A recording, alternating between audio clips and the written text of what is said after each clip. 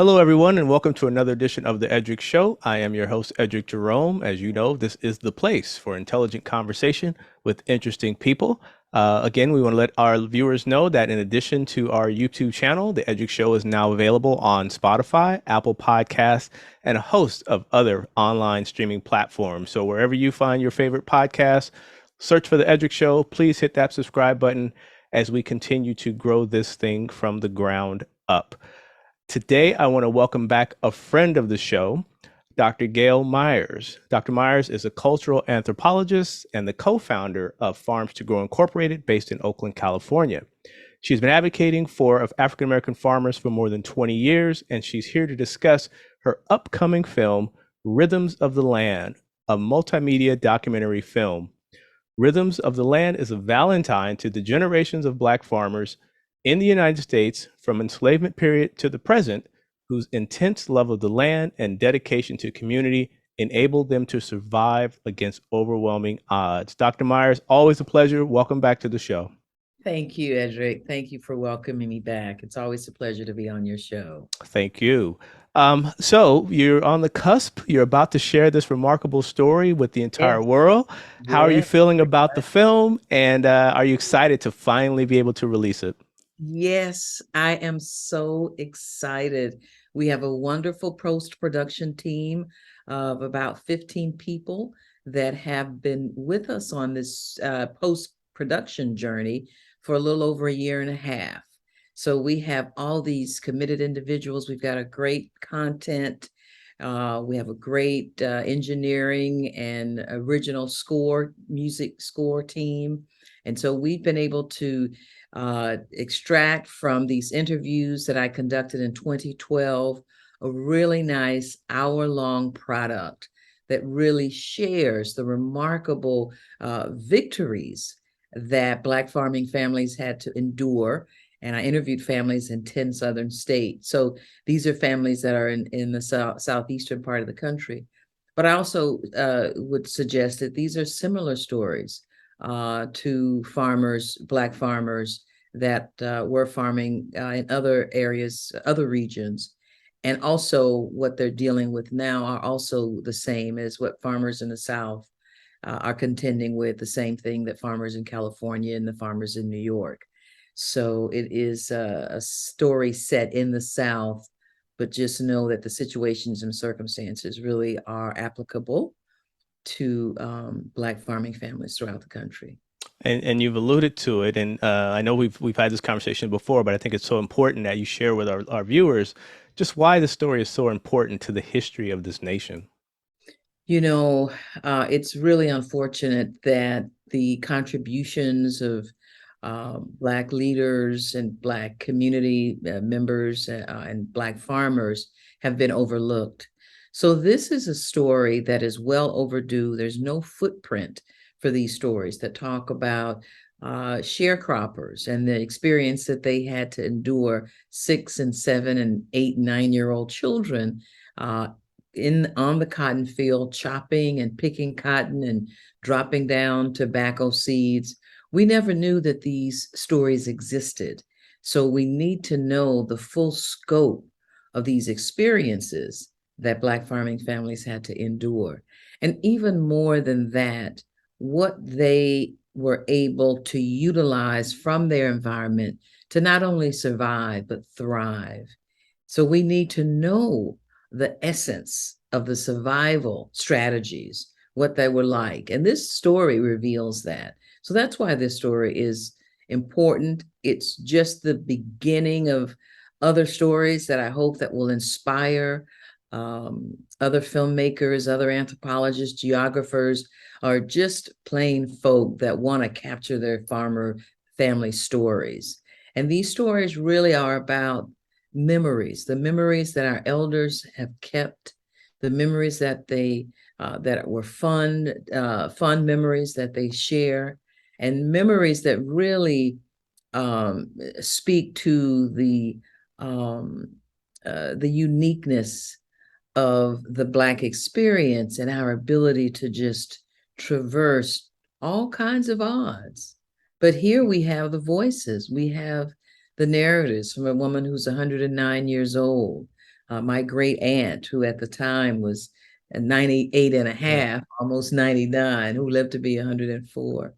So these are very important narratives for our our African American agrarian history.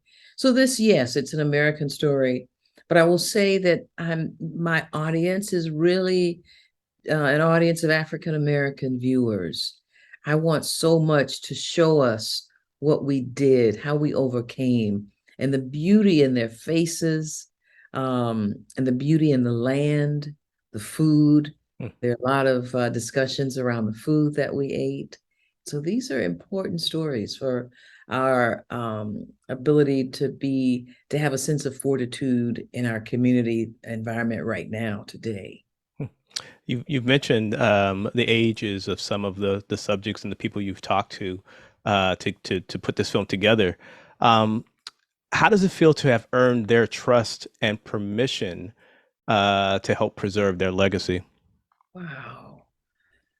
Wow, Edric. The whole experience for me was an honor. I feel that in some ways, in many ways, I was somehow chosen Mm. uh, to take this journey, to step out and collect these stories, and to be able to sit at their feet with my camera and ask them questions, and the joy in which they were able to respond. And I think what's so um, it wasn't necessarily a hard sell. Many of the people, well, most of the people that I interviewed knew someone that introduced me to them. Mm. So there was an informal, um, family member or a neighbor or another farmer. But I think more than anything, these farmers, and some were a basket weaver, sharecropper, they were waiting for someone to hear them. They were waiting for someone to tell this story to, about a woman who tells a story of growing up in Mississippi and they were sharecroppers picking cotton, and their mother would put their school clothes in the cotton sacks. Mm. And when they get in the cotton field, they would change out of their work clothes into their school clothes and run to school, only to be met after they sit down for about 5 minutes. The principal or someone was coming in to get them with their father because they could not go to school. Mm. And so it just shows, that particular story needed to be told. I was there at the right time, with a willing heart and a listening ear. But imagine if we hadn't captured this story. I mean, who knew that those circumstances were there that these children had to deal with? One farmer says he was picking cotton as soon as he can walk. Mm.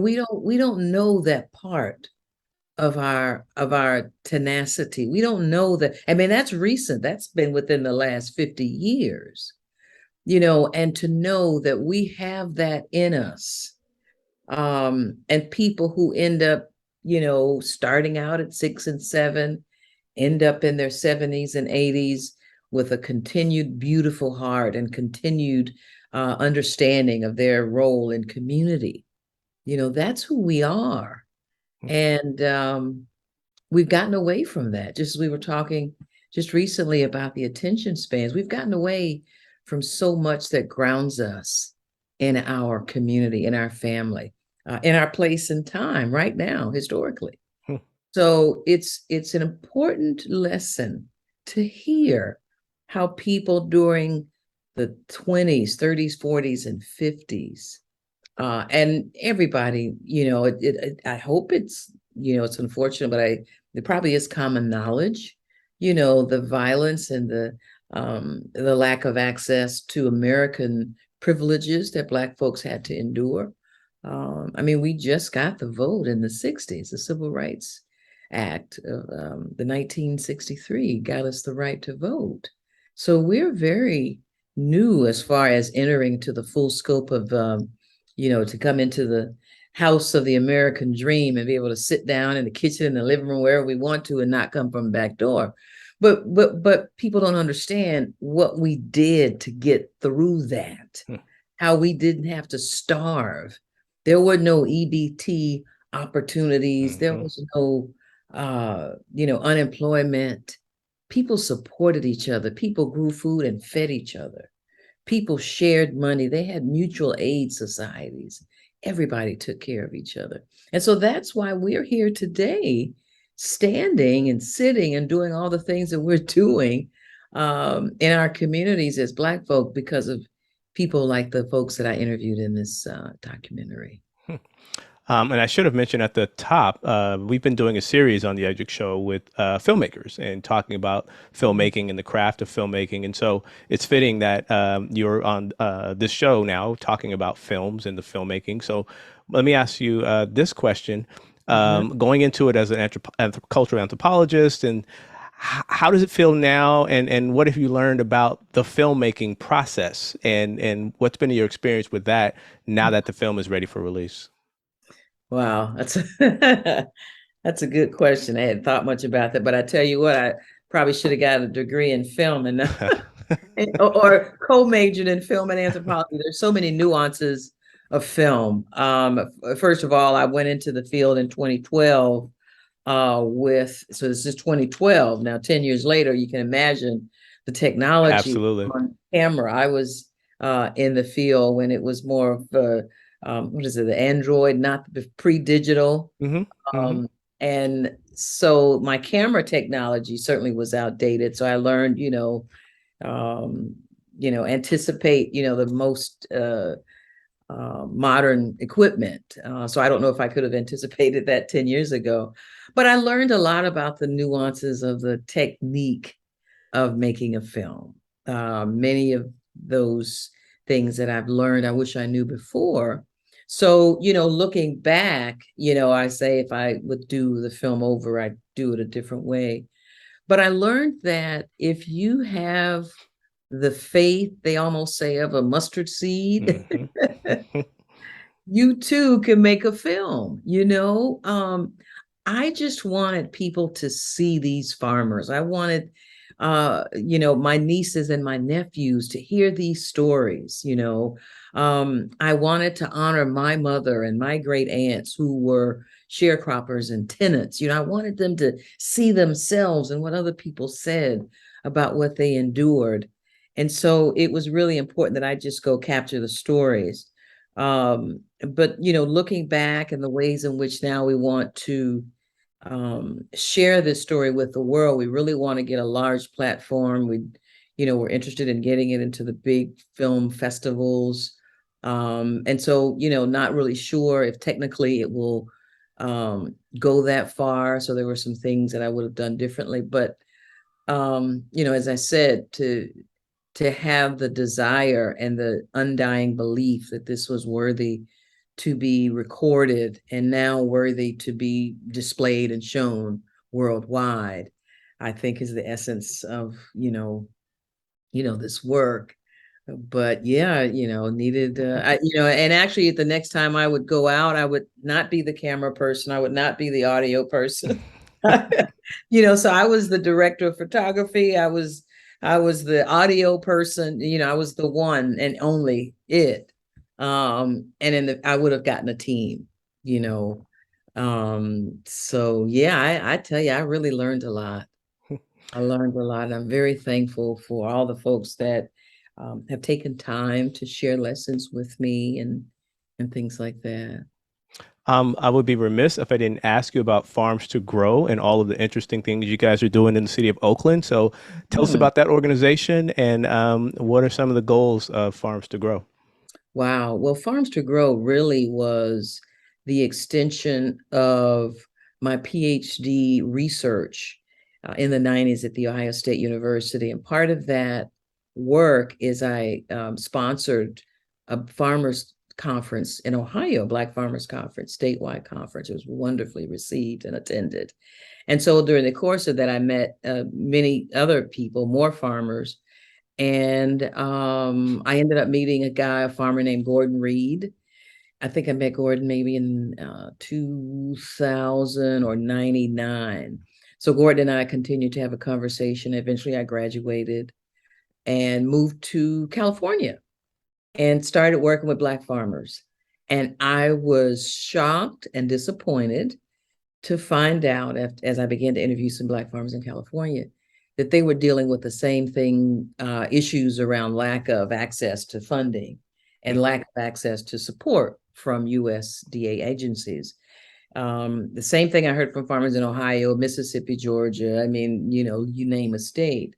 But I was surprised that farmers in California, you think of, the most progressive state, at least in my mind. So I was shocked. And so when I got here and found that out, I said, this cannot go on. What can I do? So, I was having a conversation with Gordon about a recent interview.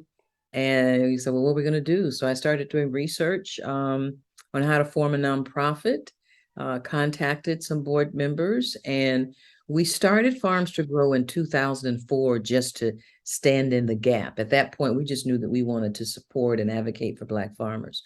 But over the course of the last 18 years, what we've done is we've started a farmers market in 2012, the Freedom Farmers Market. It is the only African-American farmers market in California. There used to be one in Crenshaw, in the Crenshaw area down in LA back in the 2005 and 6. Because my first foray into farmers market management was in 2005.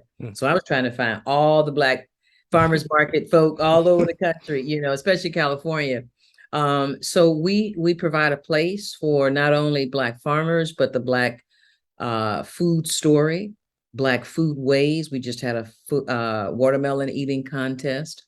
So our work is about advocating and uplifting the visibility of Black farmers. We have a farmer development program where we work personally, directly, one-on-one with technical assistance to Black farmers in California and throughout the country. But most of our work is in California. Of course, the documentary, we have a community-supported agriculture. Twice a month, we have food boxes, and we have communities from as far as Marin City that will come and pick up or we'll deliver. So we're able to get the produce of Black farmers out to the larger Oakland community and the larger, Bay Area. And so our work at Farms to Grow is really about Black farmers. We also work with Native American First Nations farmers that are interested in some aspect of our technical assistance. We've taught Native American farmers in Oakland how to set up at farmers markets. And so we are really about those farmers that are underrepresented, don't have the tools that they need to succeed. What's so important about keeping Black farmers, small farmers, Native American farmers on the land, as we're looking at the climate chaos, is that these are the farmers who are more traditional in their practices. They're more likely to maybe not be organic, but be natural, meaning they're not using pesticides. They're more likely to practice an agriculture that is based on a sense of cultural identity. And so preserving seeds and taking care of the soil and the fair treatment of animals is part of the whole stewardship.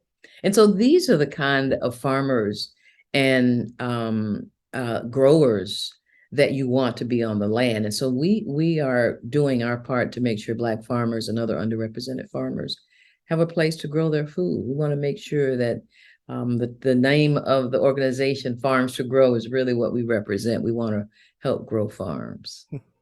Well, Dr. Myers, again, it's always a pleasure to talk to you. This is such great work that you're doing and continue to do. So, if people want to get more access to the film or more information about your organization, we'll put something in the YouTube description. We'll put some links there. But when will people be able to see the film, and how will they be able to check it out? People will be able to see the film in September. The first screening is going to be, and these are all private screenings, will be at Tomcat Ranch in Pescadero, which is part of the Bryant Terry's Black Food Summit. It's a 2-day summit. Friday, I'm actually doing a keynote address on Friday, and then Saturday, all-day activities at the farm, and we'll show the film. We're also having a virtual screening, and we are having a screening at one of the Warriors venues in San Francisco. The best way to be in touch is to stay connected to rhythmsoftheland.com. There is a way that you can sign up to be on our mailing list. Make sure you put the S on rhythms, rhythmsoftheland.com. It will have a list of the screenings and any updates. We also have a really incredible presence on Instagram and Facebook. We have our amazing social media team that I can't say enough about, that have been instrumental in getting content to these various social media portals to tell the story. So you'll find us on Instagram, Facebook. We might, yes, Twitter. I was going to say TikTok. We might actually be on TikTok. They're doing so many wonderful things. I can't keep up, but yeah, you'll find us out there. Well, again, it's always an honor and a pleasure to talk to you. Andrew. Congratulations again on this remarkable and necessary work that you've been doing all these years. It is a testament to your dedication to ensuring that the story gets told, and not only told, but told by us, which I think is so important. Absolutely, absolutely. And thank you again, Eddrick, for your invitation and wonderful show. Thank you. This has been the Eddrick Show. Your host, Eddrick Jerome. Our guest has been Dr. Gail Myers. Rhythms of the Land, the film that's documenting the importance and the historical nature of Black farmers, will be available soon. As she mentioned, you can check her out on social media. We'll put links everywhere so people can get a hold of her and get on the list. So you can definitely get information about this truly, truly remarkable historical film. Thank you for tuning in. Don't forget, we are now on Spotify, Apple Podcasts, all of your favorite podcast streaming platforms. So please hit the subscribe button. Help us grow this thing from the ground up so we can continue to bring intelligent conversation with interesting people. Thank you for tuning in, and we'll catch you on the next episode.